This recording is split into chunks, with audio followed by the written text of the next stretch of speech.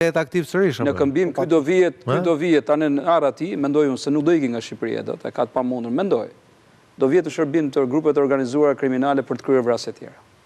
Për këtë më vjen shumë keq ta them, por që kam dyshime të forta do të shfrytëzohet për këtë mision që ky e njeh dhe e realizon shumë mirë. Tu Nikolë, pastaj flasim që është thuajse nivel kamikaze, pra ky një person që s'ka asgjë çatumi, një person se këto janë clearing, më nxirr, një person që të nxjerrësh një person që ndoshta sigën nuk ikën dot më nga Shqipëria. Ky është e pamundur, do ikësh nuk e vetë personat të cilët kanë investuar për ta nxjerrë, sepse për të nxjerrë arritur të bësh një operacion të tillë, do kërkon një investim goxha të madh.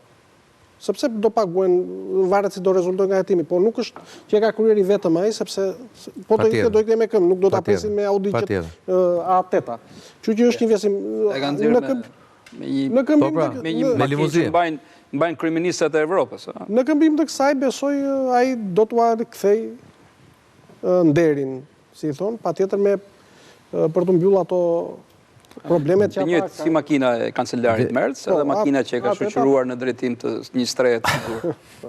Dhe kjo fakt pastaj shton e bën situatën që më të duhet më reflektu pak, sepse më thënë nëse një element i tillë qarkullon i lirë, unë shpresoj shumë që policia të bjerë në gjurmë dhe të kryet arrestimin. Kemi pa postblogje sot në Tiranë, Durrës, kudo, po. Nuk bëhet me postblogje. Me pika kontrolli. Kjo bëhet me informacione, kjo bëhet me punë në vazhdim dhe duhet patjetër që të ketë angazhim maksimal për të kryer arrestimin, sepse arma më rrezikshme në qarkullim është njeriu. Kur kthehet në shërbim të kundërt të njerëzimit.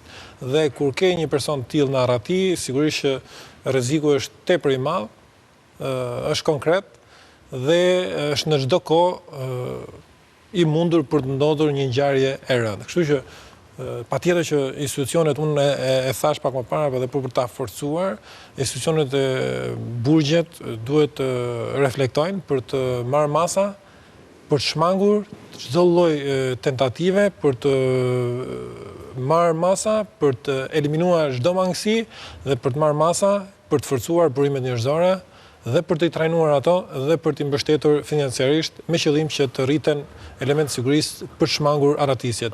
Është rrezik potencial që të shtohet numri i arratisjeve, edhe them këtë me siguri, për sa kohë tani ka filluar të mbyllen dyert e gjykatave. Kanë filluar të mbyllen dyert e gjykatave. Për këto. Avokat, për shpërdorim të tyre sa dënohesh në rast tillë? Për shembull, këta që janë pezullut gjithë kanë janë gjithë shkarkuar. Maksimum deri në 7 vjet burg e parashkon ligji për 7 vjet burg, po që normalisht sa dënohen këta? Në 248 të kodit penal, normalisht sa dënohen këta? Rrethana, domethënë se dënohet njëri 7 vjet. Po, absolutisht. Deri në 2 vjet kemi parë që mund të jenë dënuar. Aq, përgjithsisht, sidomos sepse këta janë 2 vjet, duke nis nga rroga e tyre bi që këta rroga e tyre për 2 vjet është një 15.000-20.000 euro. Aq, për aq paguajnë punonjësit e burgjeve. Dhe mendo për shembull se sa mund të ofroj një bandë e tillë për një element tillë kriminal për secilin nga ata që ndihmojnë në arratisin e tij. Deri tani përgjithsisht prokuroria në momentet e para e regjistron për shpërdorimin e tyre. Po flas, unë po bëj një hipotezë. Nëse një hipotezë, një bandë për të liruar një person tillë kaq të themi kaq efektiv në vepra kriminale mund shpenzoj ku diun 250-300.000 euro. Dhe në këto momente çdo njeri do e mbyllte një sot, okay, po bënja 2 vite burg, po humja 15.000 euro rrok, po ndërkohë.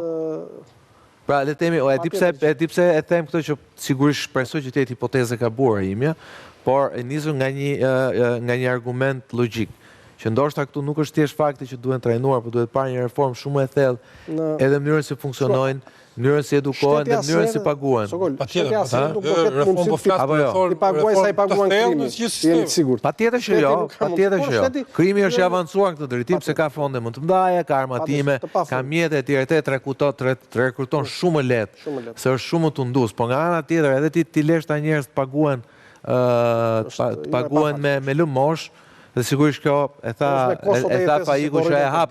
Fakti që ti ke shtrëngu gjykatat, pse ke shtrëngu gjykatat? Sepse në fund fare ky sistemi i ri i drejtësisë ka oficer gjyqësor më të paguar mirë, prokuror më të paguar mirë, gjykatës më të paguar mirë, dhe ata janë më të tentuar, janë më të mbrojtur ligjërisht dhe janë tentuar ta zbatojnë ligjin shumë në mënyrë më korrekte, apo jo?